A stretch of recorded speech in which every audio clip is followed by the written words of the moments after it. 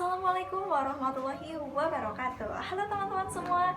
Di sini saya akan menjelaskan materi tentang mobile technology atau teknologi mobile. Nah, mobile technology itu apa sih? Menurut Wikipedia, mobile technology adalah istilah kolektif yang digunakan untuk menggambarkan berbagai jenis teknologi komunikasi seluler. Banyak ahli berpendapat bahwa masa depan teknologi komputer terletak pada komputasi mobile dengan jaringan nirkabel. Komputasi mobile dengan cara komputer tablet menjadi lebih populer.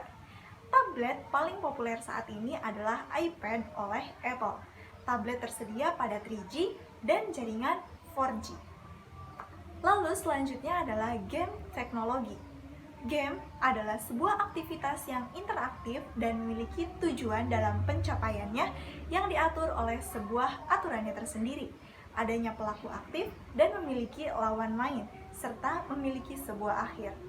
Nah, komputer gaming telah ada sejak sekitar 1960-an karena perkembangan industri mikroprosesor, mainframe, dan mini komputer. Salah satu game komputer pertama dikembangkan pada tahun 1961 ketika siswa MIT Martin Grace dan Alan Kotok dengan memperkerjakan Steve Russell menghasilkan Space War pada komputer mainframe. Nah, game text adventure pertama kali adalah adventure yang dibangun untuk PDP-11 oleh Will Crowther tahun 1976 dan dikembangkan lagi oleh Don Woods di tahun 1977. Ketika memasuki 1980-an, PC telah mendukung penuh untuk menjalankan game sejenis adventure. Selanjutnya adalah klasifikasi game. Nah, terbagi menjadi beberapa klasifikasi. Yang pertama ada early childhood untuk 3+. Nah, memiliki isi yang mungkin cocok untuk usia 3 dan lebih tua. Tidak mengandung materi yang tidak pantas orang tua akan temukan. Nah, yang kedua yaitu everyone. Everyone ini berisi 6+, yaitu memiliki konten yang mungkin cocok untuk usia 6 dan lebih tua. Judul-judul dalam kategori ini mungkin berisi sedikit kartun, fantasi, atau kekerasan ringan, atau jarang menggunakan bahasa ringan. Lalu yang ketiga ada everyone 10+, memiliki konten yang mungkin cocok untuk usia 10 dan lebih tua. Judul-judul dalam kategori ini mungkin berisi lebih banyak kartun, fantasi, atau kekerasan ringan, bahasa ringan, dan atau minimal tema sugestif. Lalu yang ketiga ada teen, yaitu 13+, memiliki konten yang mungkin cocok untuk usia 13 dan lebih tua. Judul-judul dalam kategori ini mungkin lebih mengandung kekerasan, tema sugestif, humor kasar, sedikit darah, simulasi perjudian, dan atau jarang menggunakan bahasa yang kuat. Lalu selanjutnya ada mature, yaitu 17+. Di sini memiliki konten yang mungkin cocok untuk usia 17 dan lebih tua. Judul-judul dalam kategori ini mungkin berisi intens kekerasan, darah, dan darah kental, konten seksual, dan atau bahasa yang kuat, seperti itu. Lalu selanjutnya ada adults only, yaitu 18+, memiliki konten yang hanya boleh dimainkan oleh orang-orang 18 tahun dan lebih tua. Judul-judul dalam kategori ini mungkin termasuk adegan yang intens lama, kekerasan, dan atau grafik konten seksual dan ketelanjangan.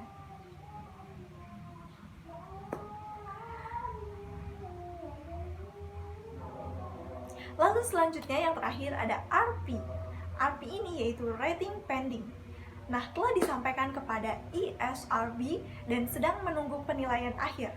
Simbol ini hanya muncul dalam iklan sebelum permainan dibebaskan. Lalu teman-teman semua, selanjutnya adalah jenis-jenis game. Jenis game yang pertama ada simulasi, yang kedua ada entertainment, lalu yang ketiga ada petualangan, yang keempat ada role playing, yang kelima ada casual games, dan yang terakhir ada multiplayer online games. Adalah teknologi dalam game. Nah, teknologi dalam game ini ada beberapa teknologi. Yang pertama ada RPG. Nah, RPG ini yaitu role playing game. Nah, teman-teman semua, program ini bisa dikatakan cukup mudah untuk dipahami karena dilengkapi dengan tools yang bisa dibilang tidak terlalu rumit. Yang kedua ada AGS, yaitu Adventure Game Studio. AGS adalah program yang khusus untuk membuat game bertipe point and click. Lalu yang ketiga ada Macromedia Flash. Nah, di sini program ini sebetulnya digunakan untuk membuat presentasi atau mendesain web. Yang keempat ada 3D Game Studio. Nah, di sini program yang satu ini ditujukan untuk membuat game-game bertipe 3D maupun 2D. Ada edukasi. Nah, apa sih edukasi itu? Edukasi adalah usaha sadar dan terencana untuk mewujudkan suasana belajar dan proses pembelajaran agar peserta didik secara aktif mengembangkan potensi dirinya untuk memiliki kekuatan spiritual keagamaan, pengendalian diri, kepribadian, kecerdasan, akhlak mulia, serta keterampilan yang diperlukan dirinya dan masyarakat. Lalu teman-teman semua, selanjutnya ada aplikasi. Nah, aplikasi ini berasal dari kata application yang artinya penerapan, penggunaan, atau lamaran. Tetapi secara istilah, aplikasi merupakan sebuah proses di mana keperluan pengguna dirubah ke dalam bentuk paket perangkat lunak dan atau ke dalam spesifikasi pada komputer yang berdasarkan dengan sistem informasi. Seperti itu. Lalu selanjutnya adalah alat bantu perancangan aplikasi. Nah, aplikasi ini mempunyai alat bantu perancangannya. Yang pertama ada flowchart. Nah, flowchart ini merupakan sebuah diagram dengan simbol-simbol grafis yang menyatakan aliran algoritma atau proses yang menampilkan langkah-langkah yang disimbolkan dalam bentuk kotak beserta urutannya dengan menghubungkan masing-masing langkah tersebut menggunakan tanda panah. Lalu yang kedua ada mobile phone. Nah, mobile phone ini perangkat telekomunikasi elektronik yang mempunyai kemampuan dasar yang sama dengan telepon konvensional, saluran tetap namun dapat dibawa kemana-mana atau portable mobile dan tidak perlu disambungkan dengan jaringan telepon menggunakan kabel atau nirkabel atau wireless.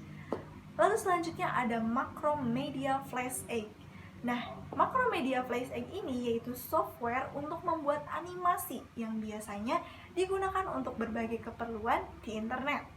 Lalu selanjutnya ada Microsoft Office PowerPoint 207. Di sini itu suatu software yang akan membantu dalam menyusun sebuah presentasi yang efektif, profesional, dan juga mudah. Seperti itu. Lalu selanjutnya ada Cool Edit Pro 2.0, yaitu salah satu perangkat lunak atau software Power Package Digital Sound Editor yang digunakan untuk PC berbasis Windows. Seperti itu. Nah, selanjutnya yaitu bahasan terakhir yaitu ilmu tajwid. Nah, ilmu tajwid, apa sih ilmu tajwid itu? Ilmu tajwid merupakan suatu ilmu yang mempelajari atau menerangkan tentang tata cara membaca Al-Quran dengan baik dan benar. Nah, hukum mempelajari dan memperdalam ilmu tajwid adalah fardu kifayah. Fardu yang apabila dalam sebuah kampung ada seseorang yang mengerjakan, maka gugur kewajiban yang lain. Sedangkan hukum mengamalkannya adalah fardu ain, yaitu diwajibkan bagi seluruh umat Islam. Oke, nah teman-teman semua, ilmu tajwid ini memiliki beberapa tingkatan loh. Nah, yang pertama ada makhorizul huruf, yaitu tempat keluarnya huruf. Yang kedua ada sifatul huruf atau sifat-sifat huruf. Dan yang ketiga ada ahkamut tajwid, yaitu hukum-hukum yang berkenaan dengan pembacaannya. Ya, itu saja yang dapat saya sampaikan. Kurang lebihnya mohon dimaafkan. Wabillahi taufiq wal hidayah. Wassalamualaikum warahmatullahi wabarakatuh.